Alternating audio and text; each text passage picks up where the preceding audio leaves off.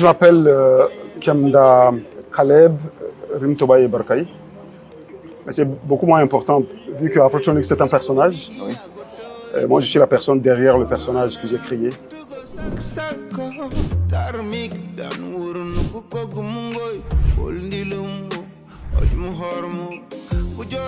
Pourquoi Afrotonix? Afrotronics, c'est l'idée du personnage, c'est vraiment trouver une personne morale, finalement que j'incarne, qui est au service de la philosophie afrofuturiste. Alors, cette philosophie qui voudrait une projection d'un futur africain, où l'Afrique est vue en position de force, un futur qui tient compte de nos valeurs ancestrales. Donc, j'utilise le personnage à travers des conférences, de la musique pour véhiculer cette idée, permettre aux jeunes de désapprendre tout ce qu'on leur a envoyé comme information et d'inscrire une connaissance valide qui est basée sur nos valeurs ancestrales. D'accord. Lorsque nous on attend Afrotronics, on pense un peu, on essaie de prendre le personnage et coller à la musique. On voit plus de la musique électrique. C'est pour cela que j'essaie de demander pourquoi Afrotonix. Donc, les gens ont souvent une autre image de votre musique. Oh ouais. Okay. Mais musicalement, l'expression musicale d'Afrotronics, c'est justement essayer de recréer en termes sonores cette vision que je viens de vous partager, qui part des chansons traditionnelles auxquelles je croise toute la structure numérique pour développer un son électro-Sahara, en parlant de tout ce qui se fait au Sahel, électro-Sahara, blues et tribal. Tribal, ben, c'est qu'au niveau rythmique même, je respecte les sections rythmiques des chansons traditionnelles, des variantes du Nganja, au Kidiguran, au Guruna, qui aujourd'hui nous lance dans le Guruna Mania. So, voilà. Et pour essayer, comme le dirait bien Edouard Glissante, penser le monde, mais à partir de notre lieu. D'accord. On va revenir sur la musique après, mais là, on entre dans le domaine toujours de la musique. Mais comment vous êtes arrivé? Qu'est-ce qui a fait en sorte, d'où part en fait cette idée de devenir artiste musicien? L'idée de devenir musicien, j'ai pas eu beaucoup de temps à réfléchir à ça. Parce que j'ai commencé très tôt, à 8 ans déjà, j'étais là-dedans. Ça s'est concrétisé avec le temps. Après, j'avais un rêve fou, et je me suis imaginé beaucoup de choses que je venais de partager à la conférence. Je me suis imaginé, même s'il n'y a jamais eu d'artistes ou de groupes qui a fait le tour du monde, je me suis déjà imaginé en train de faire le tour du monde avec la musique de chez nous. Et donc, à un moment donné, je me suis dit, je dois me donner les moyens de le faire. Donc, j'ai dû suspendre certaines activités. Alors qu'à côté, justement, j'étudiais, mais à un moment donné, mais je me suis consacré à la cause, consacré au rêve, consacré à la vision. Et Afrotronics, il est venu après. Et ça, c'est arrivé à Montréal, au Canada. Parce que j'aimais pas le narratif qu'on portait sur la musique africaine. J'avais envie de faire quelque chose qui soit ouvert, qui soit accessible à un plus grand nombre. Alors, mais à 8 ans, un enfant de 8 ans, est-ce que vous avez un modèle à cet âge-là? Pas vraiment. J'étais beaucoup entre les musiques traditionnelles. J'écoutais ce qui se faisait à l'église. J'écoutais ce qui se faisait au quartier. On écoutait Alpha Blondy. J'aimais beaucoup le reggae à l'époque. Après, de loin, il y avait, dans ceux qui sont connus, là, il y avait Michael Jackson que j'écoutais. J'aimais les mélodies, les harmonies des Boyz II Men. Ça, avant, on le faisait avec mes frères, parce que mon premier groupe, c'était avec mes frères. C'était beaucoup vocal, a cappella. Mais j'avais pas un modèle particulier, mais beaucoup de chansons traditionnelles à la maison. D'accord. On peut dire qu'au bas âge, vous avez déjà eu cette œil musical. Exact, l'oreille musicale. Exact. D'accord. Les parents ou l'entourage, comment ils appréhendaient cela? Oh, moi, contrairement à beaucoup d'artistes, mon père n'avait pas beaucoup de problèmes avec ça. Lui, il avait quand même une pression parce que plus jeune à la maison, on m'appelait docteur. Donc ça, c'est plus le rêve de ma mère. Imaginer médecin. Mais non, je ne pourrais pas prétendre que j'ai eu des ennuis avec mon père. Lui, pourvu que les notes que je ramenais de l'école étaient OK. J'avais j'avais la possibilité. Et c'était, par rapport à d'autres papas africains, c'était quand même, il était ouvert à de l'échange. Donc, il me posait beaucoup de questions, j'avais mes explications. Il a senti que j'étais passionné et que j'avais envie de le faire et il s'est pas opposé.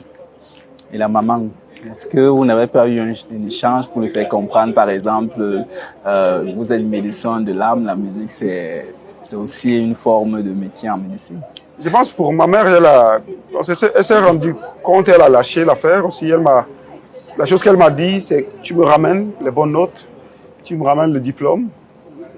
Et j'ai fait mon bac D où j'ai eu ça avec mention. Et je pense que ça a dû calmer beaucoup. Donc ils savent ils savent ce que je veux, je vois où je veux aller. Aujourd'hui, je pense que ça a bien payé, ils sont contents. Ça continue à payer. Exact. Vous êtes dans la musique, vous avez eu certainement plusieurs prix. Le dernier qui était avec, je pense, l'ambassade de France. La République française. Oui, la République française. Ouais.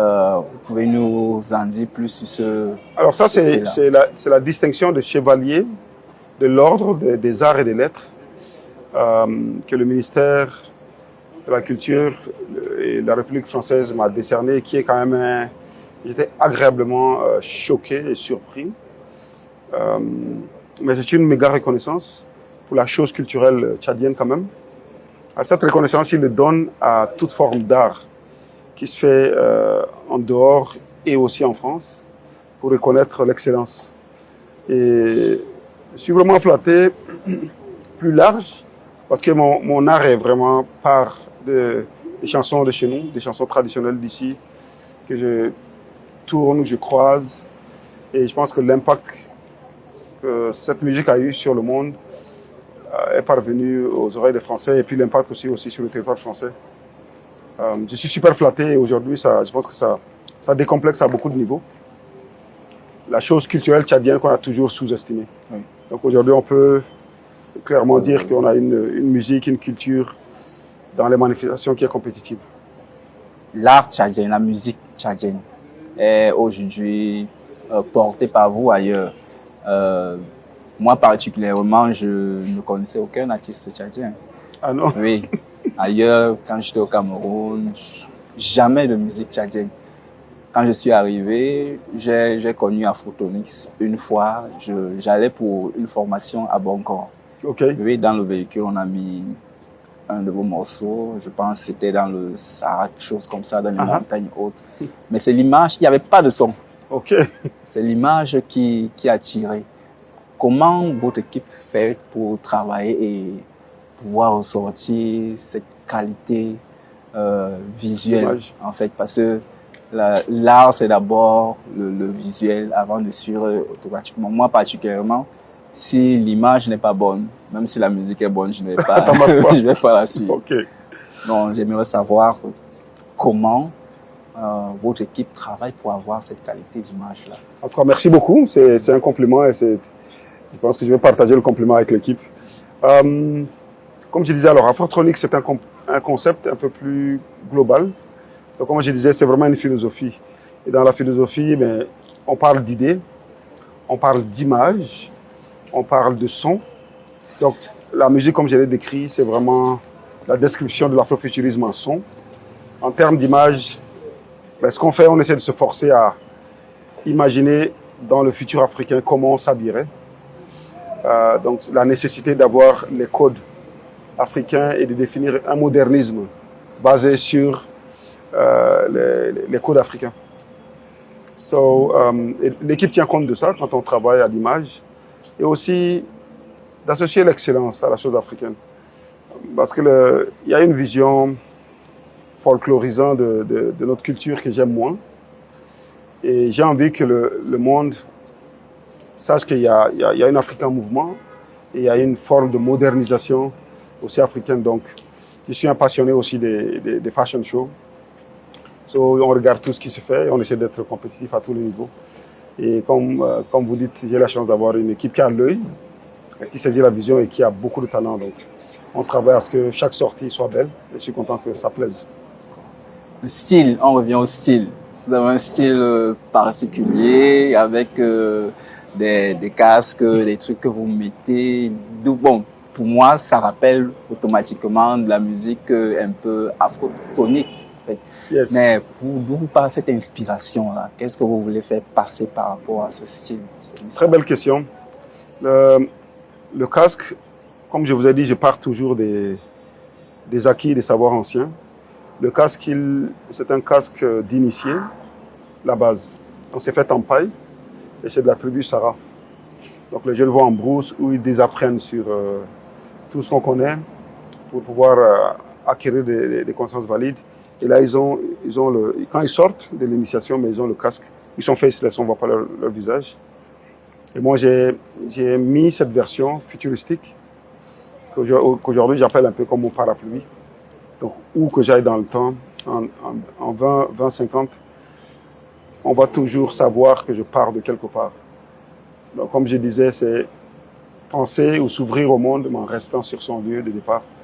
Ça, c'est le symbole. Et le haramoul, surtout noir, qui n'était pas vulgarisé. Au début, c'était même interdit au Tchad. Et qui est un tissu utilisé pour résister à l'arabisation, par exemple de l'Égypte à l'époque. Et j'avais envie de remettre ça aujourd'hui pour confirmer mon attachement. J'adore déjà, je trouve que la couleur noire est très très belle. Et aussi rejoindre cette résistance de dire que nous pouvons être nous-mêmes et confirmer dans nos lieux que nos codes sont importants. Donc, au niveau de mes habits, j'essaie toujours de placer un petit code, un petit signe de notre trace. Voilà. D'accord, merci. Là, on comprend mieux pourquoi avoir adopté ce style. Yes. Non.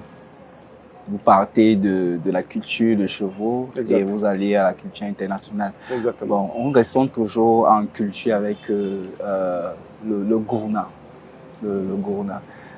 Cette danse, je ne sais pas si c'est exactement une danse. Bon, chez nous, au Cameroun, c'est le gourna, il y a les toupourés, il y a les massas et autres. Une danse qui fait un peu bouger. Aujourd'hui, elle est reconnue. Qu'est-ce que vous en pensez de la reconnaissance de cette musique-là, de cette danse au niveau international, comme patrimoine? Alors, ben c'est ça. Comme vous dites, le gourna, c'est toute une culture. Donc, ça part d'un apprentissage, un rite qui se fait dans des lieux. Moi, j'étais dernièrement à Lifi, qui est une région dans le Maïkubi, pas loin de Bangor, où j'ai vraiment assisté, j'ai croisé des jeunes initiés du gourna. Donc, en dehors de la danse et de la musique et des rythmes, mais il y a plusieurs étapes. Donc, comment entretenir le bœuf, la façon de pêcher, la façon de se nourrir dans cette période, parce qu'il y a plusieurs catégories de gourna, n'est-ce pas? J'ai commencé à lire, je ne suis pas assez informé encore, mais l'un des gourna qui est, je pense, le gourna Tofna, que dans une période où les jeunes vont, ils s'engraissent, et dans cette période, ils apprennent beaucoup de choses, justement sur ces valeurs ancestrales, dont la lutte et la résistance. Moi, le gourna a attiré mon attention en 2021 quand j'ai passé par la région. Et quand j'ai commencé à poser la question à savoir la culture du Mayou-Kébi, j'ai réalisé que pendant longtemps au Tchad, on a traité nos frères Banana des relativement primitifs. Je ne sais pas si c'est le cas aussi au Cameroun. Mais j'ai trouvé une force de résistance super impressionnante qui est aujourd'hui mon combat. Refuser d'être complètement assimilé. Et je pense que les meilleurs sentinelles des cultures et l'inscription au patrimoine, pour moi, c'est un ajout à quelque chose. Toutes nos cultures africaines sont menacées pour diverses raisons. Donc, il y a le problème économique qui n'est pas évident. Bon, par exemple, pour aller faire le gourna, s'il n'y a pas assez de bœufs, si les jeunes ne trouvent pas l'opportunité de pouvoir aller à ces rites parce qu'ils ne mangent pas assez, et partir de Bangor, partir de ces villages pour venir à N'Djamena, du coup, il manque de jeunes pour pouvoir entretenir. Donc, avoir cette inscription où internationalement c'est reconnu, c'est clair qu'on a une forme de protection. Ça, j'en suis satisfait et content qu'on ait cette reconnaissance. Après, en soi, ce n'est pas nécessairement une victoire ou un trophée, mais pour moi, c'est l'occasion de dire que nous avons des cultures de grande valeur qui sont irremplaçables et qu'il faudrait faire ce qu'il faut. D'où moi ma participation avec le concept de Guruna Mania, de transmettre aux jeunes. Et beaucoup de jeunes au Tchad ne savent pas qu'est-ce que c'est. Donc, de le pousser pour que ça soit accessible à tous. Et un volet pédagogique derrière le concept de Guruna Mania, où je discute avec justement Christian, qui est le président de l'association, à avoir des livrets. Donc, quand le Guruna Mania va sortir, on va passer dans des lycées, dans des universités. Et l'idée, c'est même pousser le ministère de l'Éducation à... Je préférerais que les jeunes apprennent sur le Guruna que d'apprendre sur l'histoire de Napoléon ou ce qui se passe dans le château de Versailles. Tiens, voilà. Mais lorsqu'on parle de la culture, notre tradition en fait, généralement les jeunes aimeraient se lancer, mais ils trouvent qu'ils sont un peu, qu'il y a un écart en fait, la musique ou bien leur style ne va pas porter ailleurs. Pour vous, quel conseil pouvez-vous donner aux jeunes qui veulent se lancer dans la musique, mais qui n'ont que pour base au fondement leur culture? On dit généralement que la plupart des musiques tchadiennes sont trop ancrées dans la culture, ce qui fait que ça ne porte pas ailleurs. Comment faire pour vulgariser cette musique ailleurs avec notre propre culture? C'est une réalité, cette difficulté. Et puis, après, ça a beaucoup de niveaux. Il faut voir au niveau économique, comme nos politiques ne pensent pas ou n'ont pas un projet de société qui met en valeur qui nous sommes beaucoup dans le mimétisme. Donc, c'est plus facile d'être rappeur ou de faire un style afro-beat proche de ce que Maître Gims fait ou ce qui se fait ailleurs. Parce qu'à la base, nous n'avons pas d'infrastructure pour placer notre culture. C'est sûr, moi je chante en ma langue principalement, et dans nos langues, je dirais, dans mes langues, et un peu en arabe tchadien qui ne sont pas nécessairement pas l'arabe le plus populaire. Mais c'est un choix, c'est un combat.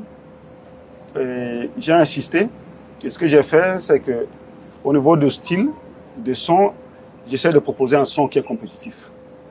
Donc tu entends le son et la proportion artistique, et c'est comme oh wow, donc je t'oblige à t'approcher. Et là après tu découvres autre chose. Moi je ne pense pas que c'est un frein, surtout mon expérience dans le milieu qui me montre que dans le milieu aussi de la showbiz, les gens sont à la recherche du nouveau. Qu'est-ce qui est différent? Donc ça, à ce niveau-là, ça devient un atout pour les jeunes de partir sur quelque chose, comme vous dites, de très ancré dans la culture. Maintenant, trouver un pont pour le rendre accessible. Donc justement, c'est cette expérience qu'on est en train de faire avec le Guruna Mania, où le rythme est assez complexe, mais comment, au niveau de l'enveloppe sonore, on va le rendre accessible. Donc, conserver nos codes et aussi prendre les codes standards mainstream. Et je pense que s'il y a un conseil, c'est ce que je donnerais. L'aspect culturel, la production culturelle ou l'industrie culturelle tchadienne, ouais. Quel est votre regard dessus? Qu'est-ce qui marche ou qu'est-ce qu'il faudrait faire pour que ça marche? Je prends un exemple. On a eu à approcher plusieurs jeunes artistes, des nouveaux talents qui voulaient faire de la musique. Mais lorsqu'on va vers eux, ils ne savent pas réellement comment s'organiser. Ils se disent musiciens, mais il n'y a pas du contenu, même des simples contenus pris avec un téléphone. Il n'y a pas de visuel, par exemple des photos qui montrent que vous avez telle chose. Donc on ne communique pas assez. Cette industrie culturelle tchadienne, quel est le regard que vous avez en fait? Mais ce que vous venez de décrire ne décrit pas nécessairement la réalité de l'industrie culturelle tchadienne. Ça, c'est peut-être des artistes, il y en a des artistes qui commencent, comme on peut trouver dans n'importe quel pays, mais il y a des artistes qui marchent relativement bien. On a quand même des artistes comme justement K2, qui sont bien structurés. On a Mandoué, peut-être vous n'avez pas encore eu la chance de le rencontrer. Il y a le petit Keizi, il y a Agon, il y a Silson, mais je peux faire la liste. Oui, et ça, c'est des artistes qui font bouger la ville et qui sont structurés, qui ont qui ont du management et qui font attention à leur image. Après, il y a une réalité qui est que au niveau économique, nous n'avons pas de facilité. Donc au niveau des droits d'auteur, moi je vous parle ici en termes d'export tchadien, peut-être je suis l'artiste numéro 1, mais en droit d'auteur au Tchad, et là peut-être je vais faire une poursuite encore, mais j'ai jamais touché aucun rond. Et toutes ces œuvres que ces artistes travaillent, ils bûchent, ils investissent, ils mettent des sous, ils produisent et c'est consommé, et il n'y a pas de retour sur investissement de façon structurelle. Ça, c'est un réel problème et nous sommes en train de travailler sur ça et nous sommes en contact avec quelques avocats, nous sommes en train de nous organiser pour revenir en force et revendiquer. Là, c'est des choses qui sont en train de se placer. Et après, nous travaillons aussi à trouver des tremplins, trouver des structures pour pouvoir exporter. J'avais déjà fait un essai avec les Antilles, ça c'est un groupe de mamans. Un projet merveilleux que vous avez découvert aussi. Et ça a bien marché. On a fait une première tournée au Canada. Donc ça m'a envoyé un signal d'encouragement. Ça a été applaudi, c'était incroyable. Du coup, on a envie de trouver une façon de faire peut-être des résidences ici pour formater les promotions artistiques live pour pouvoir écouler et trouver des facilités pour que ces sons sortent du pays.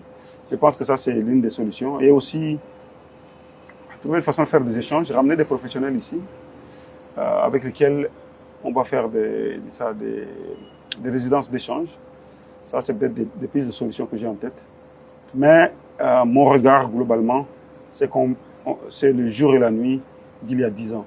Les jeunes aujourd'hui, ils se battent, il y a une qualité quand même super nice de proportion artistique. Ce que je conseille, c'est toujours de mobiliser à revenir vers nos rythmes, avec leur style, et de faire des croisements pour des proportions à l'international. Voilà. D'accord, vous êtes sur un projet qui, nous souhaitons qu'il va vivement marcher. Après ce projet, est-ce que vous pensez à l'avenir à ouvrir peut-être une structure pour encadrer ces jeunes qui font dans la musique ou encore dans un autre domaine artistique? Moi, je suis sur plusieurs fronts.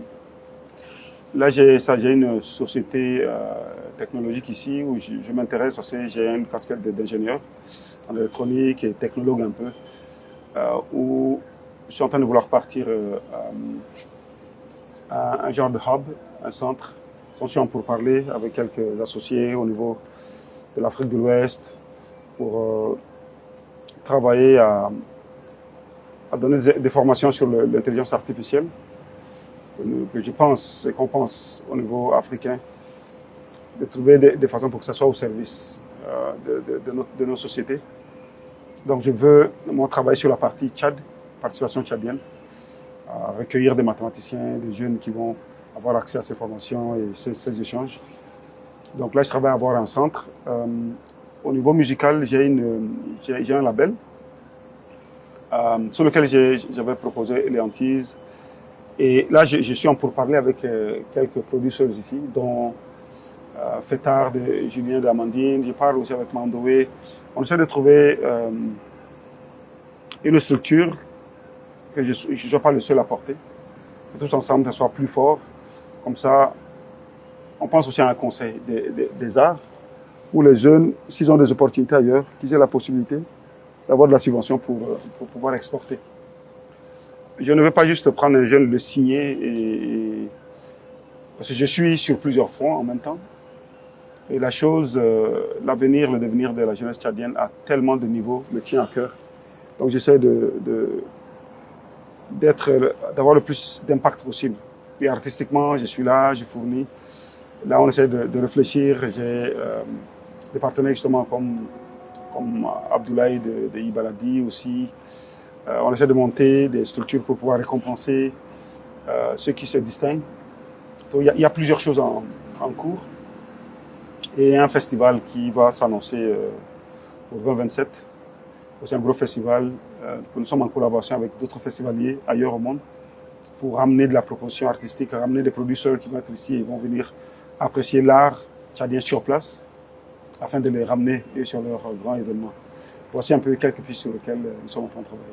Oui, je pense que si on reste poser des questions, on va passer toute une journée. C'est clair. Je pense que là, ça va pour les questions. Peut-être vous avez quelque chose à dire de plus à vos mélomanes ou au peuple tchadien, au peuple africain et ceux de l'international. Yes. Parce qu'il y a un message, en tout cas dans le cadre du Tchad, dans l'urgence, c'est l'arrivée du Guru Namania, qui est ce concept que je pense qu'il n'aurait pas de succès si toute la population n'embrasse pas.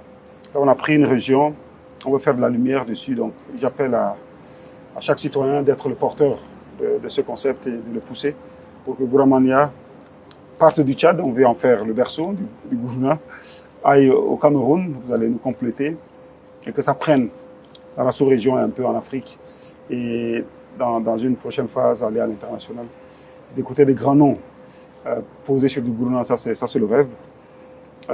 Maintenant, au reste de la jeunesse africaine, c'est le même message que je porte un peu partout.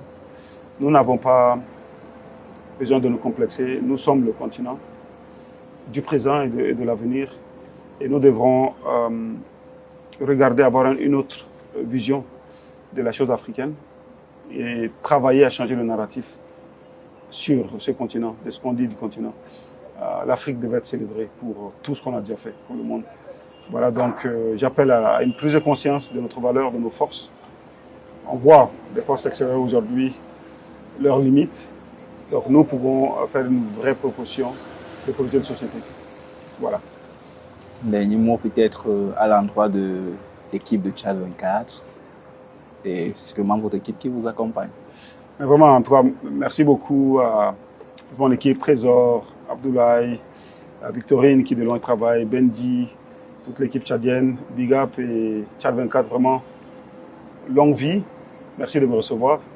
J'espère à très bientôt.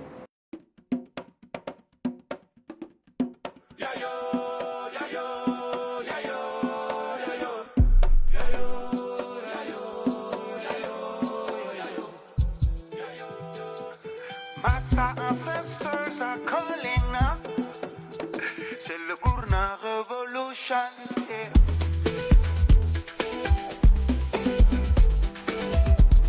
Les ancêtres repèrent, mouvant.